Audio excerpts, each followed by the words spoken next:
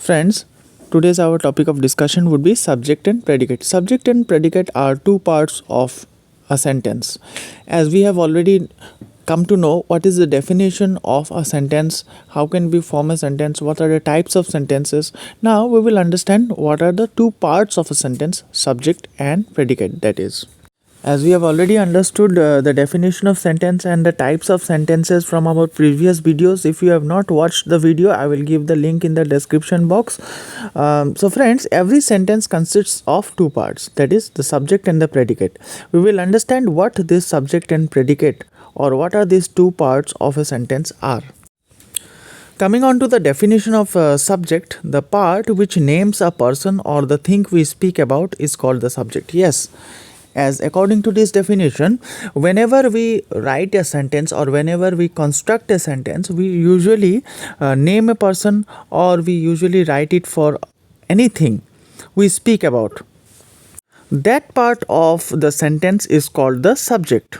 Now, moving on to the predicate part, the part which indicates what is said of that person or the thing denoted by the subject is called the predicate. Yes, anything that is said about the subject or the person or the thing, as we have already considered as the subject of the sentence, anything that is said about that subject is the predicate part. For example, here I have written a few sentences and divided them into the subject and predicate part. First one, we have done our work. I have divided it into two parts. We is included in the subject category and the rest of the part, that is have done our work, is included in the predicate part. Similarly, birds fly in the sky. Birds, we are talking about birds. So bird is a thing, is an animal, and what are they doing? What is that thing doing? It is flying in the sky. It is shown to be flying in the sky. That is why we have written here flying in the sky under the predicate section. And again, moving on to the third sentence, a bad player blames the pitch. Here, what have we done? That a bad player is included in the subject category because we are speaking about a particular player.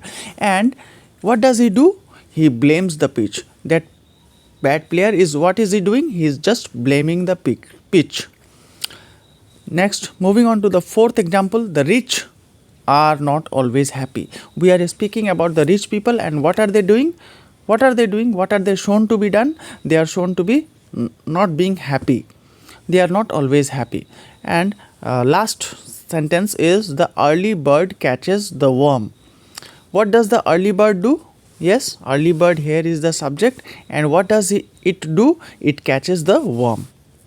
Friends, there are certain exceptions when we try to find out the subject and the predicate part. From the previous 5 sentences or the 5 example that we have seen or I have shown you, the subject is always written in the front part or the beginning part of the sentence, and the predicate is written in the later half or the later part of the sentence, or the rest of the sentence is included in the predicate category. But it is not always the case. The subject does not always come at the beginning of the sentence. I will show you example as I have already written here. For example, number 1, how badly you sing. How badly you sing. Here the subject is you and the predicate part is sing how badly. As you have seen, the subject, it comes from the middle part of the sentence, and the predicate part, it is jointly made from the first beginning part and the later part of the sentence. Moving on to another example, number 2, we will see down drop the breeze. Here the subject is the breeze. We are talking about what? We are talking about the breeze. Breeze is the subject and it is written in the last part of the sentence, while the predicate dropped down is written from the beginning part of the sentence. Similarly, number 3, we will see across the path lay a frozen snake. Subject here is the frozen snake. Frozen snake is the subject. We are speaking about a particular thing, that is frozen snake. It is written in the later part of the sentence, and the predicate lay across the path. This part forms the predicate part which comes at the beginning of the given sentence. Number 4, sweet are the uses of adversity. subject, the use of adversity. Yes, the uses of adversity is the subject part, and the predicate part belongs to are sweet. Are sweet is the predicate part. So friends, as I have already explained to you, certain exception where subject and predicate do not generally fall from the first and the latter half of the sentence. Subject generally is included in the first half of the sentence, and predicate, as we have already shown from our previous example, comes from the latter half of the sentence. But there are certain exception, as I have already showed you, that subject can also be formed from the latter part of the sentence, and while the predicate comes from the first part of the sentence also.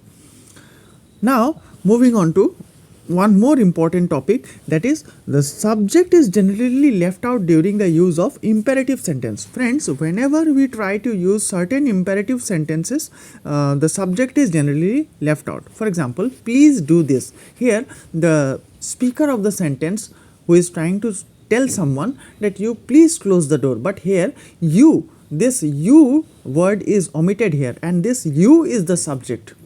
You is the subject, but it is omitted and it has to be understood. Yes, please do this. It is an imperative sentence. How is this an imperative sentence? It is an imperative sentence because it is a kind of request. The sayer of the speaker of the sentence is trying to is requesting someone to please do this, please do any kind of work. It may be any kind of work, it may be any kind of work depending upon the situation the two persons are in. Please do this is trying to say, but here you is to be understood and it has been omitted. Similarly, thank you is also an imperative sentence. What is he trying to do? What is he trying to say? He is trying to convey his regards, he is trying to convey his feelings, so it is also a kind of imperative sentence. Here, I thank you. Who is thanking the other person? The speaker of the sentence is trying to thank the other person. So, I is the subject here and it has to be understood. It is also omitted.